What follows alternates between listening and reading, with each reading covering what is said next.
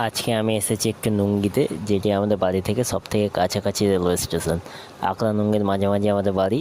আর নুঙ্গি কাছে হলে কী হবে, আমি প্রায় সময় আকলা থেকে যাতায়াত করি, কারণ ওখান থেকে যাতায়াত করতে একটু সুবিধা হয়। আর আকলাতে আমার মামার বাড়িও বটে। নুঙ্গিতে রয়েছে 3টি প্ল্যাটফর্ম। ওদিকে আমি এখন দাঁড়িয়ে রয়েছি 1-এ, আর ওদিকে রয়েছে 2 এবং 3 নম্বর প্ল্যাটফর্ম।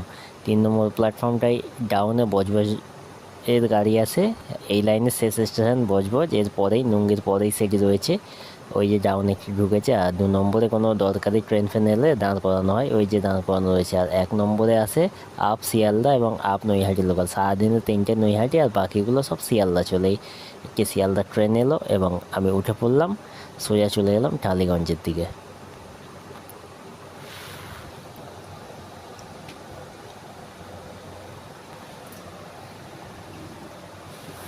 টালিগঞ্জে এসে আমরা নেমে গেলাম এবং লক্ষ্য করলাম যে আগে একটি করে লেডিস থাকতো, এই মাথায় একটু ওদিকে একটি, এখন আবার 1.5খানা করে দেওয়া হয়েছে। এদিকে 1.5 ওদিকে 1.5, মোট ট্রেনটিতে 3খানা করে লেডিস করে দেওয়া আছে। অনেকে জানে না, লেডিসে উঠে পড়েছে, তাদের ধরলে 500 টাকা করে ফাইন মারবে।